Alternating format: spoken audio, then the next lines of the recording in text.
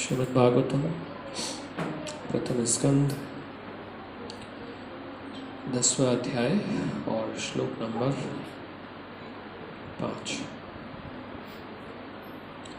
मैं श्लोक नाम दे दूँ, आपको आसान रहेगा पढ़ने के लिए ग्रुप में।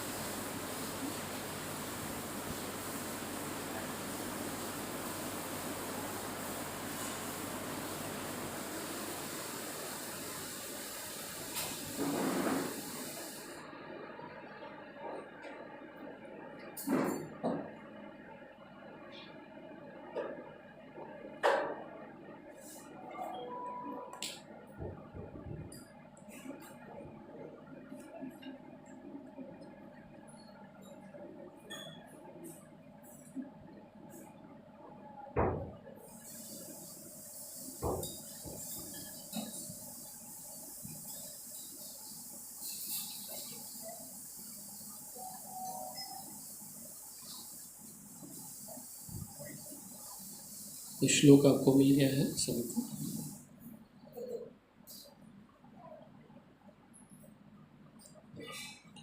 नद्य समुद्रा गिर्य सवनस्पति विरुध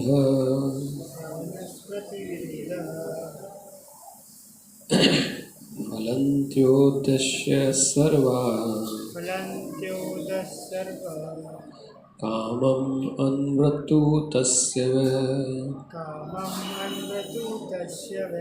नद्य समुद्रा गिर्य सवनस्पति विरुध फलन्त्योषधय सर्वा कामम् अन्वृत्तु तस्य नद्य समुद्रा गिर्य सवनस्पति विरुध फलन्त्योषधय सर्वा कामम् अन्वृत्तु तस्य शब्दार्थ नद्य नदियाँ, समुद्र समुद्र, गिर्य पहाड़, सवनस्पति वनस्पतियाँ, विरुद्ध लताएं, फलंती सक्रिय कारगर, औषधय दवाएं, सर्वा समस्त, कामम आवश्यकताएं, अनृतु मौसमी, तस्य राजा के लिए, वह निश्चय। ट्रांसलेशन डॉक्टर वैसी भक्तिवेदांत स्वामी श्रील प्रभुपाद की जय। प्रत्येक ऋतु में नदियाँ, समुद्र, पर्वत, जंगल, लताएं तथा कारगर औषधियाँ प्रचुर मात्रा में राजा को अपना अपना कर चुकता करती थी। तात्पर्य, चूँकि महाराज युधिष्ठिर अजीत के संरक्षण में थे, जैसा कि पहले उल्लेख हो चुका है, अतएव भगवान की संपत्ति अर्थात नदियाँ, समुद्र, पर्वत, जंगल आदि प्रसन्न थे और वे राजा को अपना अपना कर चुकाते रहते थे। सफलता का रहस्य है भगवान के संरक्षण में शरण लेना। उनकी अनुमति के बिना कुछ संभव नहीं है। औजारों तथा यंत्रों के बल पर अपने आप से आर्थिक विकास करने के लिए प्रयास करना ही तो सब कुछ नहीं है। उसके लिए परमेश्वर की अनुमति होनी आवश्यक है, अन्यथा सारी यांत्रिक व्यवस्था होने पर भी सब कुछ विफल रहेगा। सफलता का अंतिम कारण देव या परमेश्वर है। महाराज युधिष्ठिर जैसा राजा यह अच्छी तरह जानते थे कि राजा जनता के कल्याण कार्यों की देखभाल करने वाला परमेश्वर का दूत होता है। वस्तुतः राज्य परमेश्वर की संपत्ति है। नदियाँ, समुद्र, जंगल, पर्वत, औषधियाँ इत्यादि मनुष्य की सृष्टियाँ नहीं हैं। ये सब परमेश्वर की सृष्टियाँ हैं। और जीव को भगवान की इस संपत्ति का उपयोग करने की अनुमति भगवान की सेवा करने के लिए दी जाती है। आज का नारा यह है कि प्रत्येक वस्तु जनता के लिए है, अतएव सरकार जनता द्वारा जनता के लिए, लेकिन इस समय ईश्वर चेतना तथा मानव जीवन की पूर्णता के आधार पर नई तरह की मानवता अर्थात ईश्वरीय साम्यवाद की विचारधारा उत्पन्न करने के लिए संसार को महाराज युधिष्ठिर अथवा परीक्षित जैसे राजाओं के पद चिन्हों का अनुसरण करना होगा। परमेश्वर की इच्छा से प्रत्येक वस्तु की प्रचुरता है और हम इन वस्तुओं का उपयोग मनुष्य तथा मनुष्य के बीच, पशु तथा मनुष्य या प्रकृति के बीच शत्रु भाव से रहित होकर सुखपूर्वक रहने के लिए कर सकते हैं। भगवान का नियंत्रण सर्वत्र है और यदि भगवान प्रसन्न हो जाएं तो प्रकृति का कोना कोना पुलकित हो जाए। तब नदियाँ उमड़कर भूमि को उर्वर बनाएंगी, समुद्र प्रचुर मात्रा में खनिज, मोती और रत्न प्रदान करेंगे, जंगल पर्याप्त ईंधन, औषधियाँ और वनस्पतियों की पूर्ति करेंगे और ऋतु परिवर्तन से विपुल मात्रा में फल फूल मिल सकेंगे। फैक्ट्रियाँ तथा औजार पर आश्रित रहकर जीने की कृत्रिम शैली से कुछ ही व्यक्तियों को तथाकथित सुख प्राप्त हो सकेगा और वह भी लाखों लोगों का सुख छीन कर। चूँकि जन समूह की शक्ति फैक्ट्री उत्पादन में लगी है, अतएव प्राकृतिक पदार्थों में गतिरोध आ रहा है और जन समूह दुखी है। ठीक से शिक्षा पाए बिना अधिकांश लोग प्राकृतिक भंडारों का दोहन करके स्वार्थी हेतु के पीछे पीछे चले जा रहे हैं। अतएव व्यक्ति व्यक्ति तथा राष्ट्र राष्ट्र के बीच कड़ी स्पर्धा चल रही है। भगवान के प्रशिक्षित दूत द्वारा नियंत्रण नहीं हो रहा है। हमें यहीं पर तुलना करके आधुनिक सभ्यता के दोषों पर विचार करना चाहिए और मनुष्य को शुद्ध करने तथा काल दोष को मिटाने के लिए महाराज युधिष्ठिर के पद चिन्हों पर चलना चाहिए। ओम ज्ञानतिमिरन्धस्य ज्ञानाञ्जनशलाकया चक्षुरुन्मिलितं येन तस्मै श्रीगुरवे नमः। श्रीचैतन्यमनोभीष्टं स्थापितं येन भूतले स्वयं रूप कदा मह्यं ददाति सम्पदान्तिकं। वन्देऽहं श्रीगुरु श्रीयुतपदकमलं श्रीगुरु वैष्णवांश्च श्रीरूपं साग्रजातं सहगण रघुनाथान्वितान्तं सजीवं साद्वैतं सावधूतं परिजनसहितं कृष्णचैतन्यदेवं श्रीराधा कृष्णपादान् सहगण ललिता श्रीविशाखान्वितांश्च। हे कृष्णा करुणा सिन्धु दीनबन्धु जगत्पते गोपेश गोपिका कान्ता राधा कान्ता नमस्तुते। तप्त कांचन गौरांगी राधे वृंदावनेश्वरी वृषभानुसुते देवी प्रणमामि हरिप्रिये। वाञ्छाकल्पतरुभ्यश्च कृपा सिन्धुभ्येव च नाम पावनेभ्यो वैष्णवेभ्यो नमो नमः। जय श्री कृष्ण चैतन्य प्रभु नित्यानंद श्री अद्वैत गदाधर श्रीवासादि गौर भक्तवृंद। हरे कृष्णा कृष्णा कृष्णा हरे हरे, हरे राम राम राम हरे हरे। नमो विष्णुपादाय कृष्णप्रस्थाय भूतले श्रीमते भक्तिवेदांत स्वामिन्निति नामिने। नमस्ते सरस्वते देवे गौरवाणी प्रचारणे निर्विशेष शून्यवादी पाश्चात्य देशतारणे।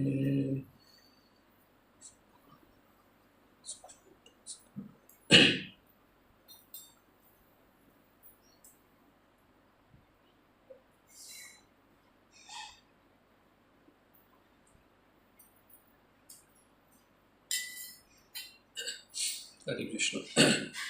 ये जो अध्याय है, इस अध्याय में सूत गोस्वामी जो है वो सौनक ऋषि के प्रश्न का उत्तर दे रहे हैं कि विष्णुदेव के चले जाने के बाद भगवान ने महाराज युधिष्ठिर को राजपाट सौंप दिया और महाराज युधिष्ठिर जो है पूरे इस धरती पर अकेले राजा हैं क्योंकि बाकी सारे राजा तो मारे गए हैं, मैक्सिमम सारे ही। तो सारे, क्योंकि सम्राट थे युधिष्ठिर, यानी कि जो छोटे छोटे बच्चे भी हैं उन सबके ऊपर महाराज युधिष्ठिर का राज था। चक्रवर्ती सम्राट थे। तो उनका प्रश्न था कि जाने के बाद युधिष्ठिर ने कैसे शासन किया, क्योंकि विष्णुदेव ने सारे नीतियाँ, है ना, राजनीति वगैरह सब सिखाई थी उनको और सबको ज्ञान दिया था। तो उसके बाद, क्योंकि युधिष्ठिर जो हैं वो धर्मराज थे और सारे पांडव जो हैं वो सब देवताओं के पुत्र हैं, यानी देवताओं के अंश हैं। तो देखना चाह रहे थे कि इनका जो राजपाट रहा वो कैसा रहा। ऐसा तो नहीं कि भगवान इधर से गए और उसके बाद फिर आपस में झगड़ा हो रहा है, ये मेरा और वो मेरा। तो इस तरह का प्रश्न उन्होंने पूछा कि उन्होंने किस तरीके से राज किया इस धरती के ऊपर, और आदर्श राज करना किसे कहते हैं। जैसे आज की सभ्यता है, तो आज जो सभ्यता है वो प्रभुत्व की सभ्यता है कि कौन किसके ऊपर कब्जा कर सकता है, कौन किसको दबा सकता है। लेकिन समाज कैसे एक शासक द्वारा सही रूप से चले, वो शासक कैसा हो और किन नियमों का पालन करें, इसका उत्तर जो है इन श्लोकों में दे रहे हैं। ये बता रहे हैं कि जिस समय युधिष्ठिर महाराज यहाँ पर थे, क्योंकि युधिष्ठिर महाराज जो हैं उनको अजित का संरक्षण प्राप्त था। अजित कौन है? भगवान है। भगवान को अजित कहा जाता है, जिनको कोई नहीं जीत सकता है, ठीक है। उनको कोई नहीं जीत सकता, इसलिए भगवान को अजित कहा जाता है, उनका एक नाम है। अव्यय, अजम, ये सब भगवान के नाम हैं, क्योंकि ना भगवान जन्म लेते हैं, ना भगवान का व्यय होता है, अच्युत, ये सब इस तरह के सब नाम भगवान के नाम हैं। तो उस समय पर, क्योंकि भगवान भी इस धरती पर मौजूद थे और शासन करने वाला भी भगवान का संरक्षण प्राप्त किया हुआ राजा था, तो प्रकृति जो है वो प्रचुर मात्रा में जो संपदाएं हैं, जो आवश्यक चीज़ें हैं वो दे रही थी। नदियाँ आवश्यक जल दे रही थी, ऋतु जो है वो सही से सब पालन कर रही थी, है ना। आजकल क्या होता है कि ऋतु आगे पीछे हो जाती है ना। सर्दी में बहुत बरसात हो रही है और है ना, गर्मी भयंकर गर्मी आ रही है, किसी और समय पे कुछ हो रहा है।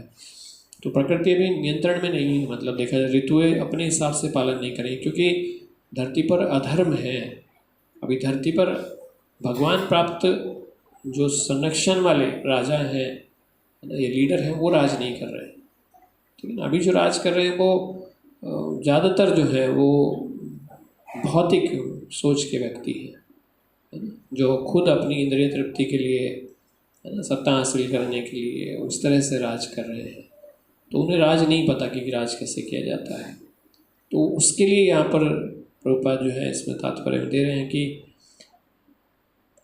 अगर इस धरती से सब कुछ अच्छे से प्राप्त करना है, तो उसके लिए कोई भी व्यक्ति जो राज कर रहा है वो भगवान आश्रित होना चाहिए।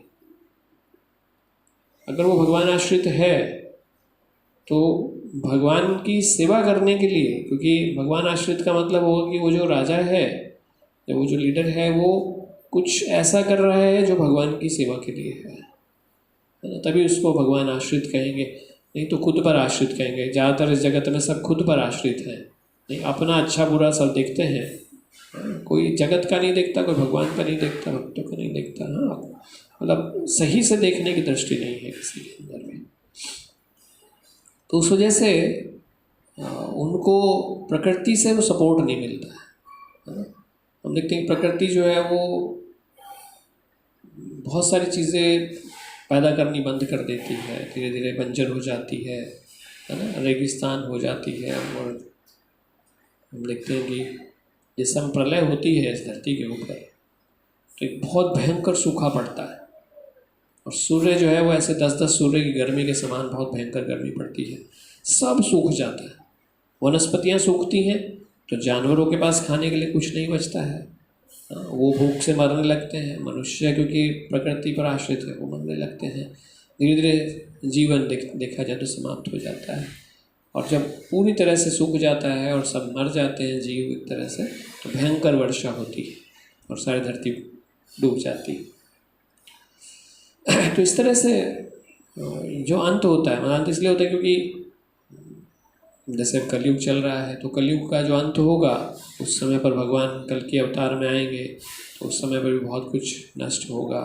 और कलयुग का जो वर्णन है श्रीमद् भागवतम 12वें स्कंद में, उसमें भी ये दिया गया है कि धीरे धीरे मनुष्य की आयु जो है वो कम होती चली जाएगी, है ना। अभी 100 साल जी पाते हैं, फिर तब 30 साल का मनुष्य जो है वो बुजुर्ग कहलाएगा, बूढ़ा व्यक्ति 30 साल का होगा, है ना।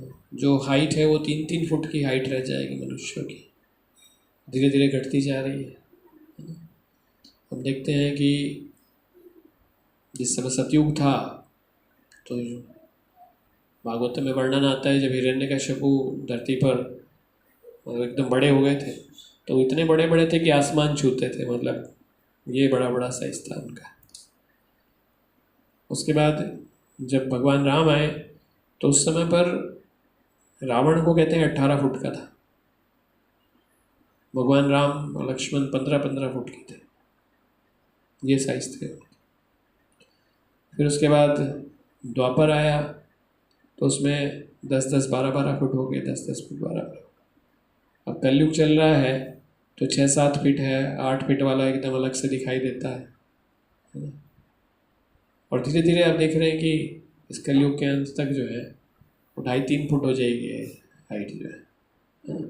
एज घट जाएगी और हाइट कम हो जाएगी। उसी तरह से बुद्धि सब कुछ धीरे धीरे चेंज हो जाएगा प्रकृति के अंदर, ऐसा वर्णन भागवतम में आता है।